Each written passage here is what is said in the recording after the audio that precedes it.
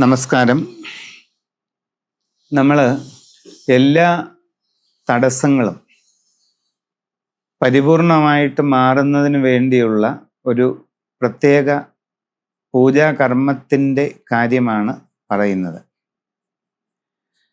വളരെ ദുഷ്കരമായ, സാധിക്കുവാൻ പ്രയാസമുള്ള ലക്ഷ്യങ്ങൾ പോലും കൈവരിക്കാൻ നമ്മെ സഹായിക്കുന്നതും ജീവിതത്തിൽ നമ്മുടെ ജോലിയുമായി ബന്ധപ്പെട്ടത്, സാമ്പത്തിക കാര്യങ്ങളുമായി ബന്ധപ്പെട്ടത്,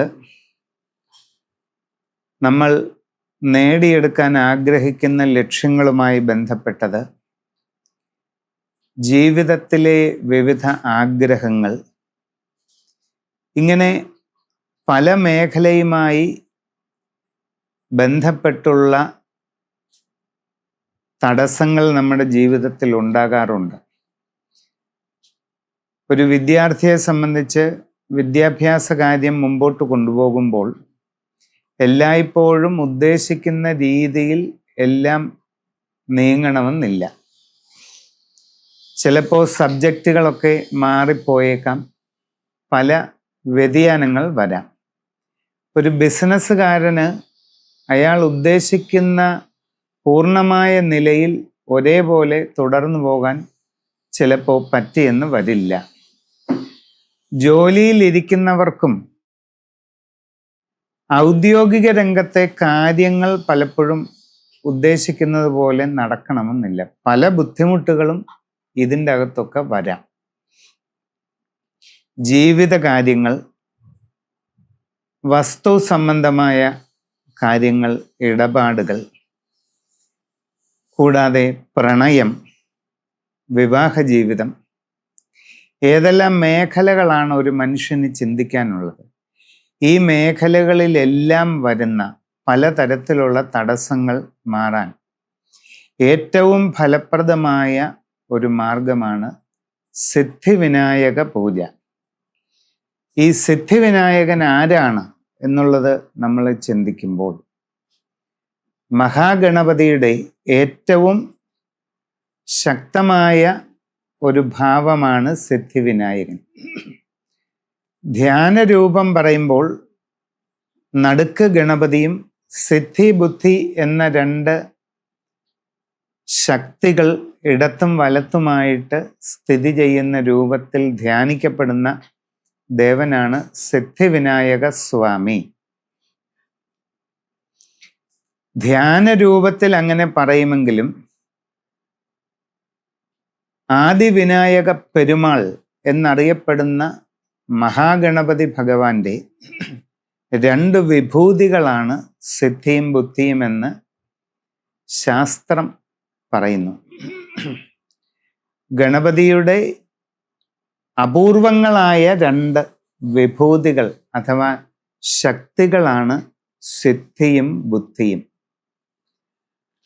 അപ്പോൾ ഈ ഗണപതിയെ ധ്യാനിച്ച് മന്ത്രജപം, ഉപാസന ഒക്കെ ചെയ്ത് ആ മന്ത്രസിദ്ധി നേടുന്നയാൾക്ക്, ഉപാസന പൂർണ്ണതയിലെത്തിക്കുന്ന ആളിനെ സംബന്ധിച്ച് ഈ രണ്ട് യോഗശക്തികളും അയാളിൽ ഉണർത്തപ്പെടുകയാണ്.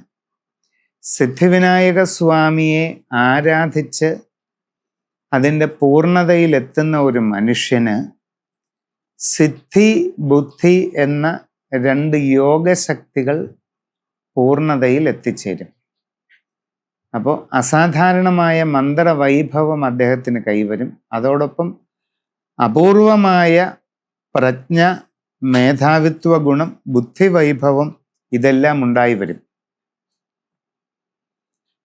ഇതാണ് സിദ്ധിവിനായക സ്വാമിയുടെ സാമാന്യമായ ഒരു പൊരുൾ.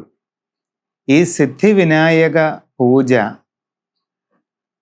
ശരിയായ രീതിയിൽ നിലത്ത് പത്മമിട്ട് ബഹുവർണ്ണ പൊടികളാൽ കളം വരച്ച് സിദ്ധിവിനായക സ്വാമിയെ ആവാഹിച്ച് സമഗ്രമായി സപരിവാരം പൂജ ചെയ്ത്